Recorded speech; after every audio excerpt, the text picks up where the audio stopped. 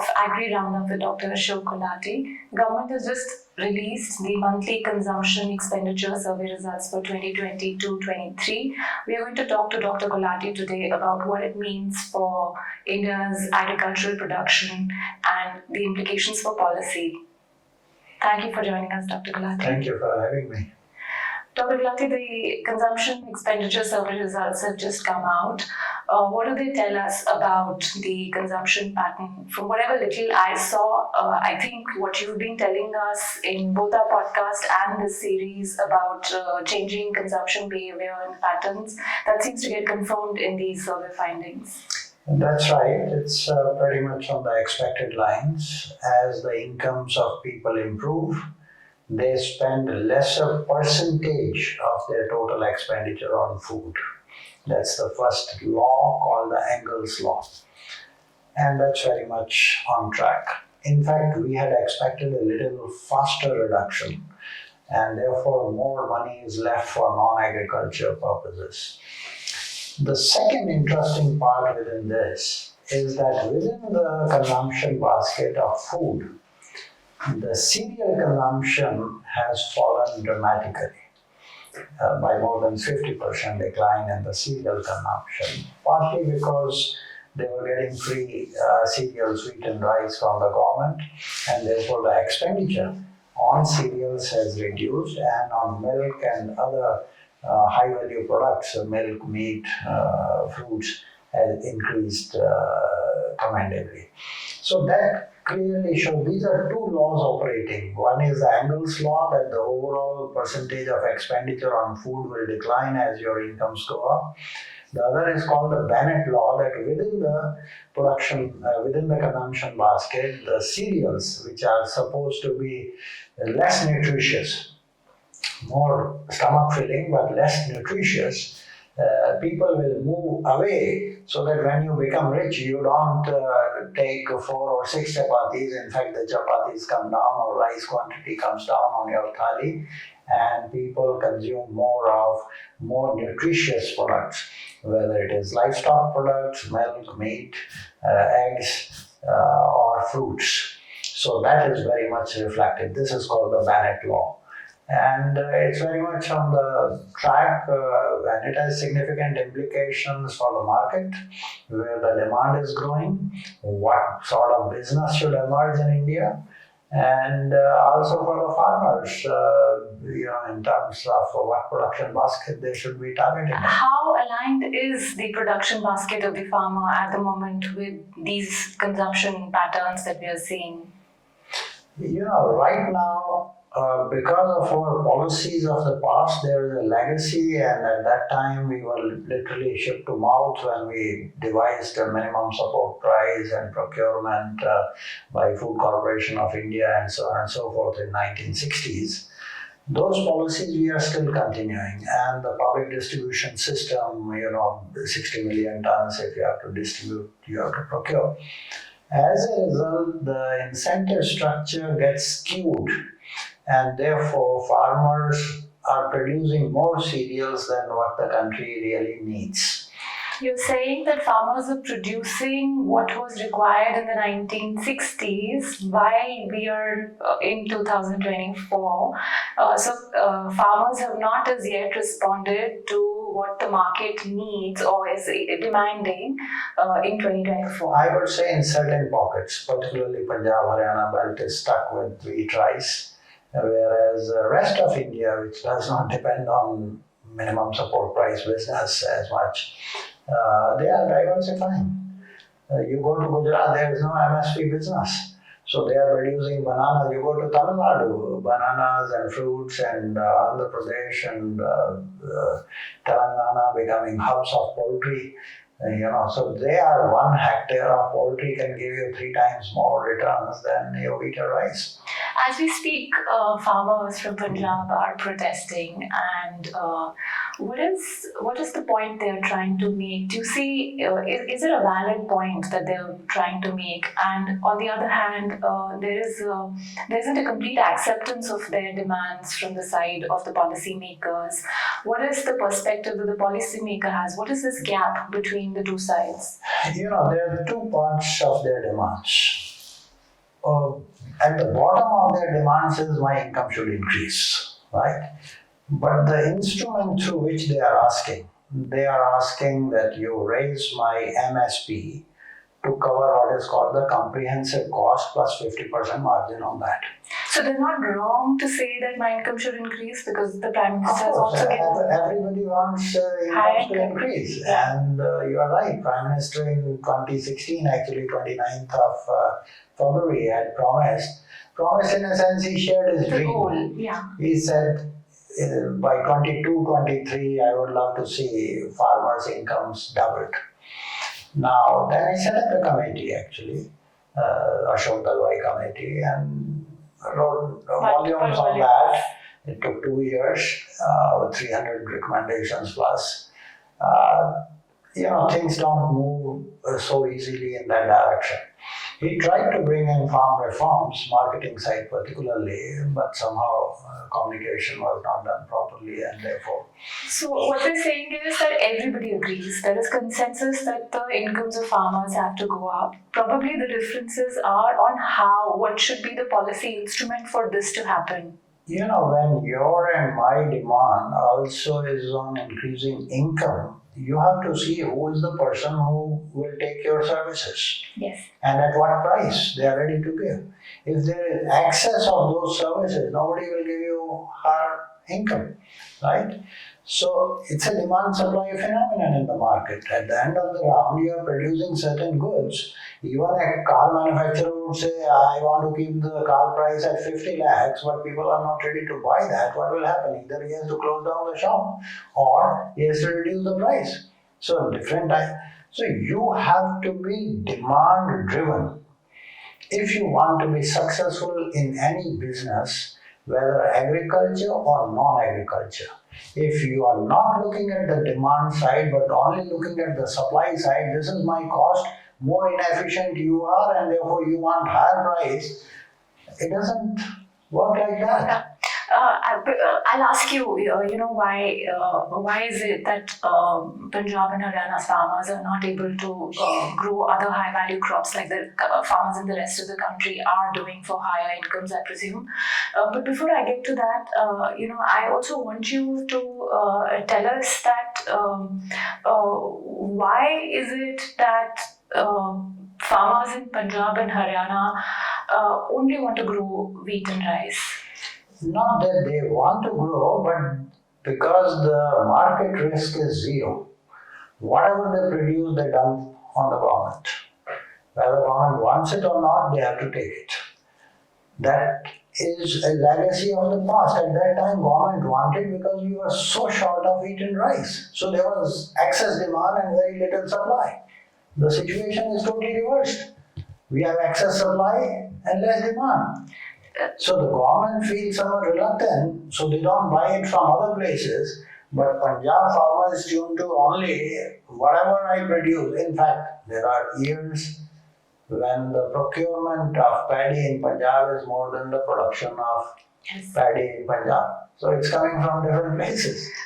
Why are Punjab's farmers not willing to take the risk of, is it not working out for them to explore other... Somehow all these 50 years plus, they have been in a different mode. And therefore, they have not become the business shrewd persons the way a Gujarati farmer or Tamil Nadu farmer, all others, Andhra farmer, are more business oriented. Punjab is only, and then there is free electricity, which is literally the worst thing. So you are actually depleting water table like anything. So the high fertilizer subsidy and free electricity, it's about 30,000 rupees per hectare subsidy on paddy cultivation. And if there is a 1 lakh profit, so 30% profit is because of this subsidy.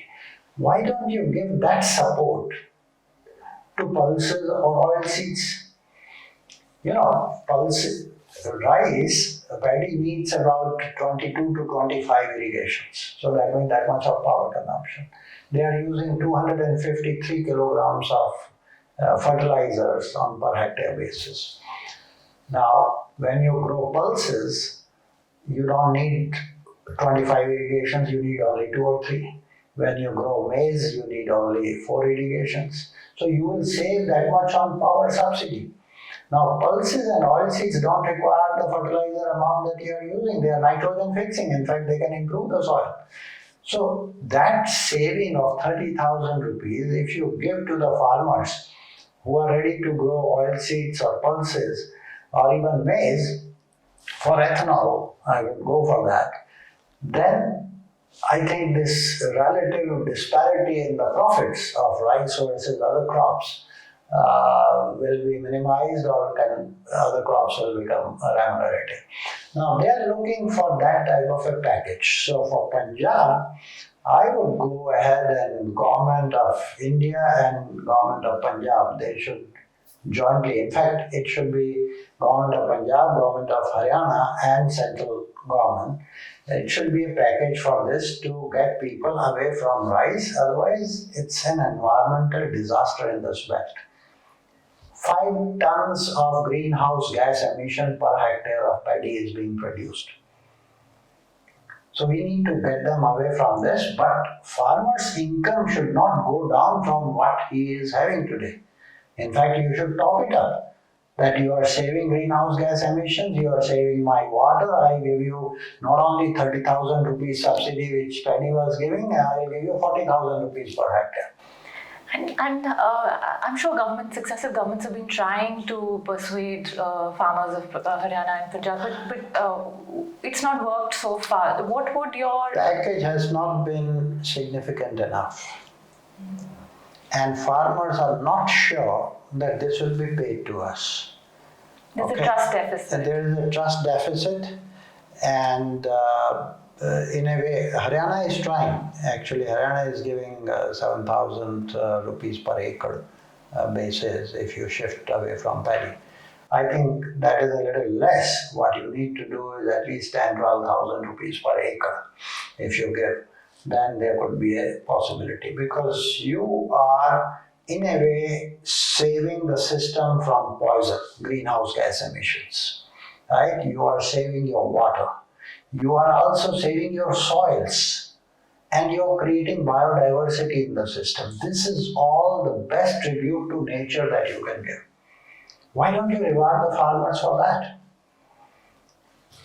If we switches from paddy to pulses, oilseeds, even maize, I think the situation will be much, much better for nature, the planet, all these what I talked about, soil, water, air, and biodiversity.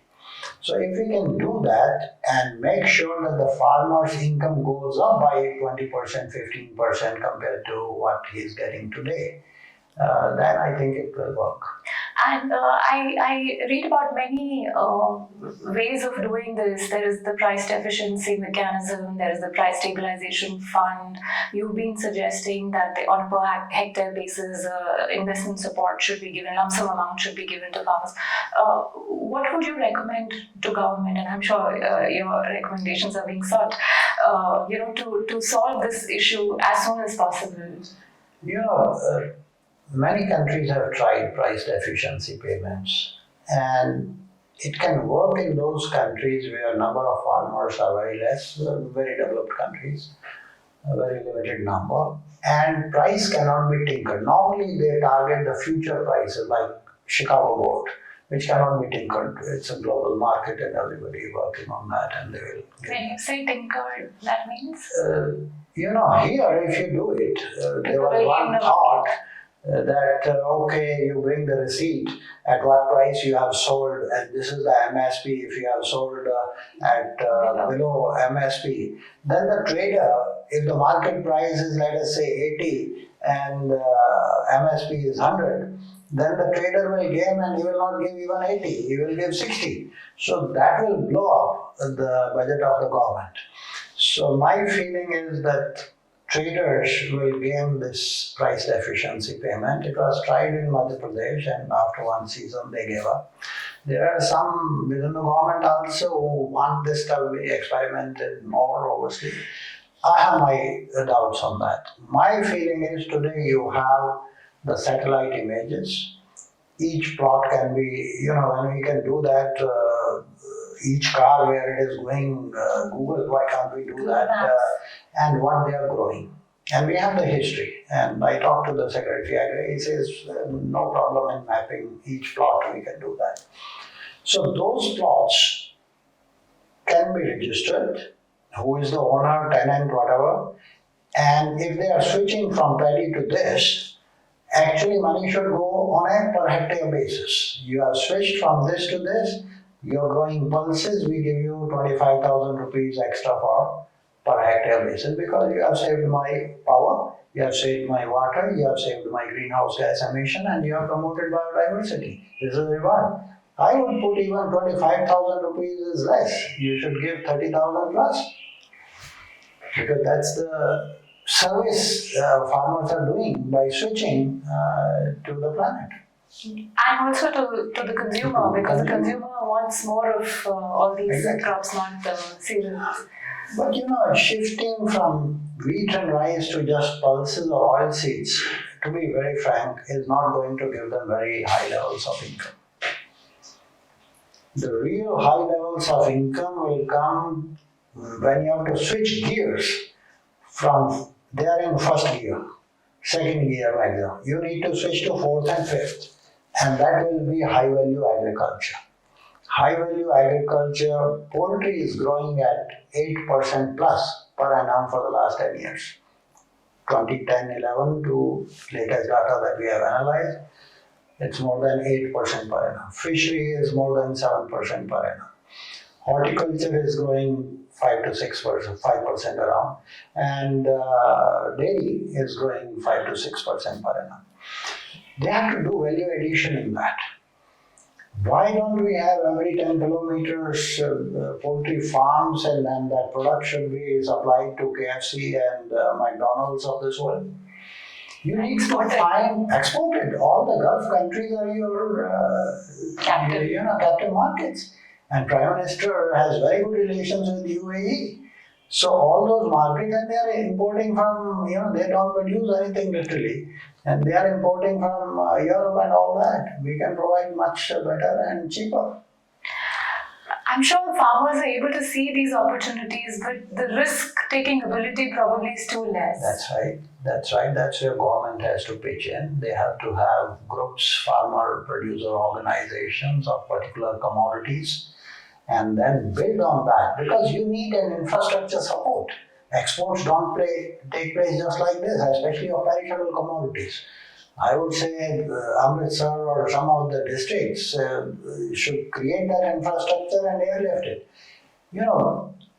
This is not a new idea. We have discussed these things earlier also. And in fact, in my earlier incarnation, I had personally written a note how to diversify Punjab away from agriculture. Please give us details of your earlier incarnation and the note. Basically, because you have to be aligned to the demand patterns that are emerging. You should first look where the market is. At present, they look only government is the market, so whatever I put, they are producing basmati. Basmati is all going out, right? So we are supplying to Europe, we are supplying to Gulf, Saudi Arabia and all that. And I think Punjab should get away from common rice from the public distribution system. They will save and great service to the country and to themselves. But their income has to be higher than what they are getting today.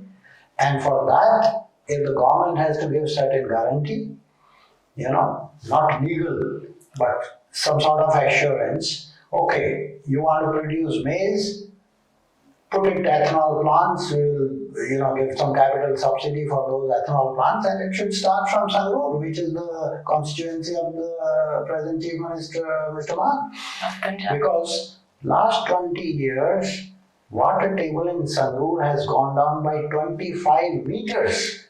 This is a disaster taking place. So they need to come out of rice immediately. No, they clearly seem to be in a time warp. They need to... Exactly. So assuring MSP purchase of maize for ethanol, perfect. But then as I said, still you can't, if you have to double your income, imagine on a per hectare basis, West Bengal is producing more agriculture product, Jharkhand is producing more agriculture product, Tamil Nadu is producing more agriculture product, Andhra is producing more agriculture product than Punjab on a per hectare basis. And they are all diversified into vegetables, fruits. When you said producing more in terms of value added. In terms of value added. Because the output is priced much more highly in the market. That's right. So they grow more diversified things, more of vegetables, more of fruits, more of fishery. Andhra is a lot of fish, shrimp and prawns and all that. So you have to be demand aligned. That's the mantra. They are living in 1960s and 70s when the demand for grain was there. Today, if you raise the MSP, what they are demanding, C2 plus 50%, think about if that is increased by, it will increase by about 30%. We have worked it out, 31% increase will be there in the MSP of paddy. If that happens, all your exports of rice will fall flat, zero. But the government has been putting bans, on export. That is just till the elections, hopefully, that they want to keep the lid on the prices. That is another issue. That is the consumer bias in the system. They have put export bans, they have put stocking limits on traders. All of which takes away resources from farmers and gives them to consumers, and adds to the farmers' economic hardship. Unloading wheat and rice way below their economic cost. In a sense, it is dumping by WTO definition. And that is to suppress prices, that is to appease you and me in the urban areas, and it is at the cost of the farmer. And therefore, it's understandable that farmers are seeking, like you're saying, 30% higher MSP. But what happens if that... If 30% higher MSP goes up, all your exports of rice will be zero. Who will buy that? That is 22 million tons of extra. Then if you make it legal, then entire Bihar and eastern UP and Assam will also dump it on the government. Out of 130 million tons of production, 100 million government will have to procure. Do you think government is sending out the right signals by setting up, entering into the business of food with Bharat Atta, Bharat Rice, Bharat Dal? Today they've said Bharat Masoor Dal. Is this conflicting policy objectives with what we are discussing right now?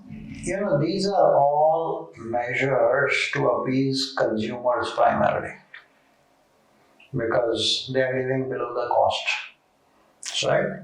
So it is a consumer target because consumers outnumber the producers of food. So that's what the politics of the day is, right? On one side, if you say your poverty has come down to 5%, that's the latest after this household consumption survey, Niti's CEO said that poverty is 5%. In fact, Surjit Bhalla said 2%. Although they've been challenged, I suppose you're going to have to wait for more. But earlier estimates also of UNDP or Niti's multidimensional poverty, it's around 11%. World Bank has been giving that. So whether it is 5% or 11% or 2%, why do you want to give free food to 60% of population, 800 million? At least they should pay half of MSP. You will save 60,000-70,000 crores that you can give it to the farmer. So fundamental problem is there is a consumer bias in the policy making itself. And maybe that is because of votes, maybe because there is poverty, but poverty is not what it used to be in 60s and 70s. I can understand at that time the situation. But today, farmer takes all the risks. What is the consumer taking the risk? When I am buying everything at market prices, why prices for me also should be brought down? Why are you banning basmati? Basmati is not consumed by the poor people. So I think fundamentally they need to first realize even policy. I have sympathy with the policymaker. If you are in that seat, then you have to balance the interest of the consumer and the farmer. And when the prices go up, immediately apply brake. Oh, export ban, stocking limits, and then unload your own stocks at a lower price to bring down the prices. Slightly unsophisticated policy making, no? And then when the farmers cry, then okay, you give them some little crumbs here and there to, okay, MSP बढ़ा देंगे. That's not the way. Yeah. You protect the most vulnerable section of the society, whether it is 5%, 10%, 15%, even 20%. You want to give free? Give it. Bharat Atta, Bharat, whatever you want to give. But after that, other people, they are facing markets for every other commodity. Yeah. चाय भी पीनी है तो market price पे ही मिलेगी उसको. वो भारत चाय तो नहीं कोई दे रहा. वो बाहर खड़ा हुआ है, ठेले वाला भी जो खड़ा हुआ है, रिक्शा चला रहा है, वो भी चाय पी रहा है जो मार्केट प्राइस है. So you have to see that the system will work only through markets. Markets are not perfect. They can be rigged by the big players. That's where regulation comes. Futures market आपने ban कर दिया, suspend कर दिया, कोई signal ही नहीं है. तो आप मार्केट को फंक्शन नहीं करने देंगे और फार्मर को you don't want to give a very high MSP because it will blow up your subsidy bill, तो फार्मर जाएगा कहाँ? वो फिर स्ट्रीट पे आ जाता. So I think first a better understanding and rationalization of policies is needed at the government end. I doubt whether they fully understand what they are doing. It's only a knee-jerk reaction. And that needs to be fleshed out, rationalized, with proper discussion.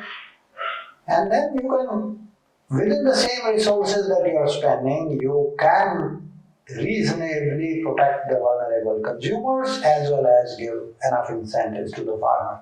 That's what my belief is, and I can do it, provided politics is kept a little on the side. More of rationality comes. Thank you, Dr. Gulati. That makes a case for bringing farmers and policymakers out of the 1960s, 70s mindset so that the country's food economy is ready for 2024 and the future and becomes sustainable. Thank you so much. Thank you for having me.